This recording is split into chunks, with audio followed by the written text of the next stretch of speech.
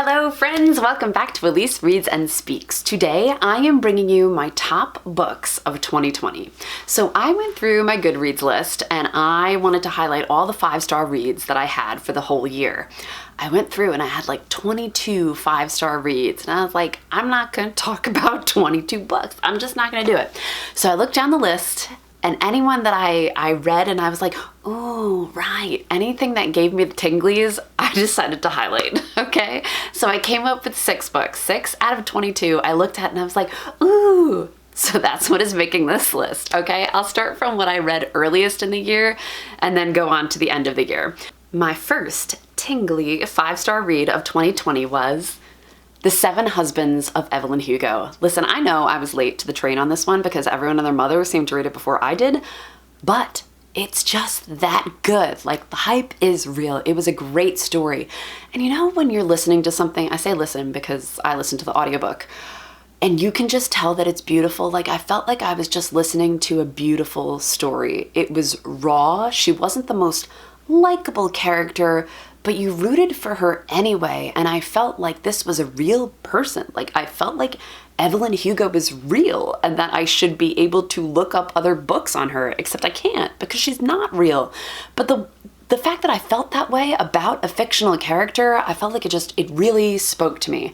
And I feel like each person that reads this book would be able to find even just a little bit of themselves inside Evelyn Hugo, and I think that speaks to the good character work that Taylor Jenkins Reid built. The next book to make my shortlist was a middle grade. That would be The Dollmaker of Krakow by R.M. Romero. I just thought this book was enchanting. Right? It was just magical, and I could feel it as I was reading it, you know? That fire that kind of lights inside you when you're like, oh, this is special, this is special. Again, it's a middle grade, so I know that I just talked about The 7 Husbands of Evelyn Hugo. The writing is not the same. However, that doesn't make it any less important. This doll maker makes this doll who comes to life. He forms a companionship with this doll, and they form a friendship with another man and his daughter that's getting a dollhouse from this guy. However, this is set in Poland, and when the Nazis were invading Poland and sending the Jewish people into the ghettos, the man and his daughter are separated from the doll maker and the doll. So they kind of go on a journey together to try and save their 2 best friends. It was just a really sweet story. There are some tough things for a kid to read in here, but it's realistic, and I felt like it portrayed the seriousness of that time in a kind of magical way. I really recommend this book. This was fantastic. Okay, so if you have been watching my channel for any amount of time, it will come as no surprise to you that the next book on my list is Invisible Differences by Julie Dachez. I loved this. I don't love graphic novels. I don't even read graphic novels. And I just fell in love with this. It is the story of a girl with autism. I say girl, but she's like a grown woman with autism who starts recognizing that she has differences from other people, and she kind of goes on a journey to figure out what those differences could be, what it means, how it affects her relationship, her job, and she ends up finding out that she has autism. She gets formally diagnosed with autism. And it's just like this journey of self-discovery. I feel like there's some good stuff about self-advocacy in here. I think the pictures are gorgeous. Like, I'll flip to the beginning where it's black, white, and red. And as she discovers more about herself, more colors get introduced. You see the yellow? Okay, let's flip more towards the end where there's a lot more color.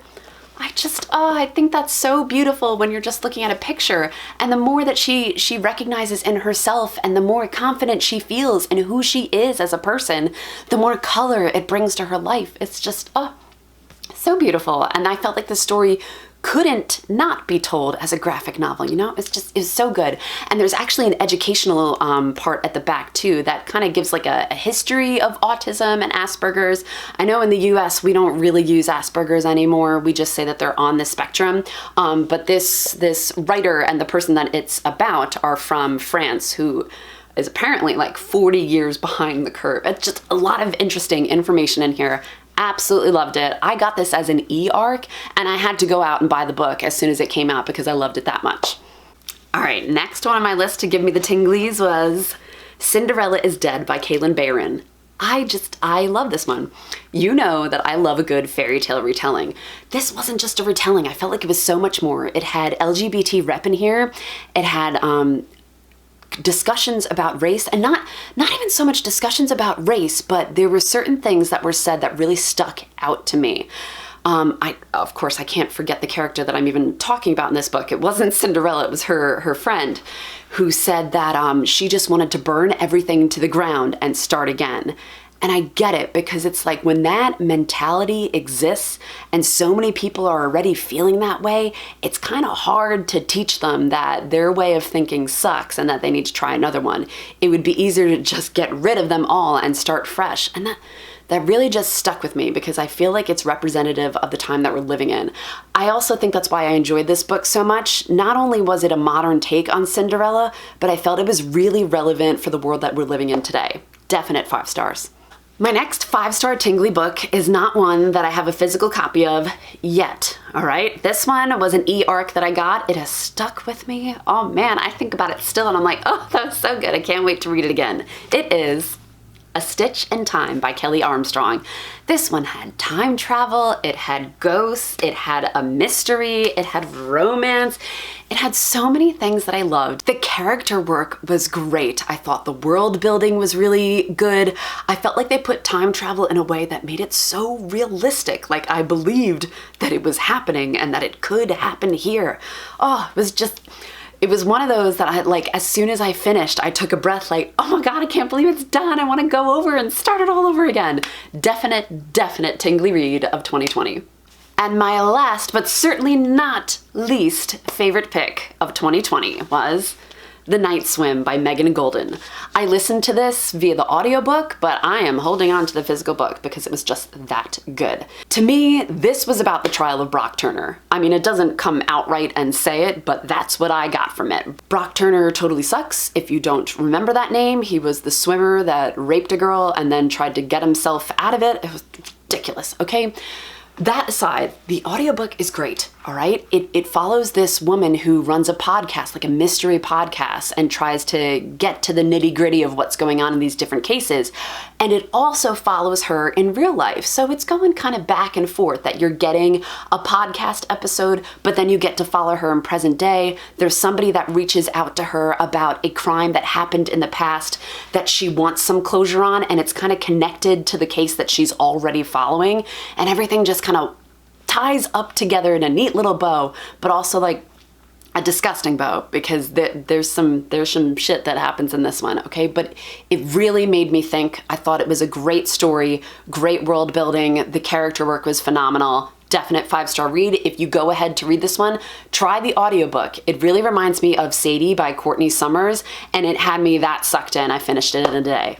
Okay, and even though I'm not picking a specific book of hers, I feel like I need to give just a shout out to Allison Ware because I have read 4 of her books this year. I started the 6 Queens, the 6 Tudor Queens series, and I've been buddy reading them with Emily at Novelle Novels, and all 4 that I've read so far about Catherine of Aragon, Anne Boleyn, Jane Seymour, and Anne of Cleves were fantastic. I gave them each 5 stars. However, I don't have like a favorite one of the books that I've read so far. I mean, I would think that it would be Anne Boleyn because that's my favorite queen.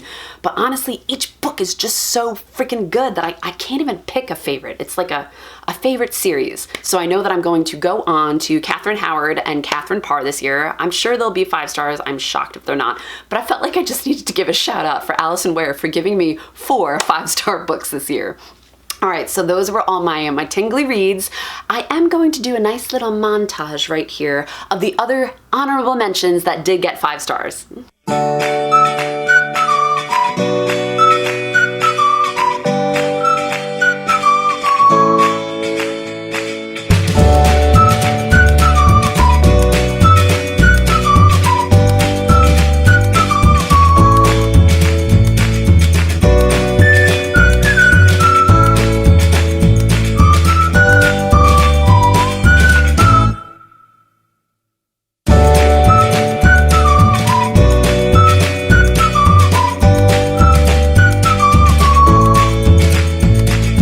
That's all I've got for you today. Thank you for tuning in to Elise Reads and Speaks. I will catch you next time, guys. Bye!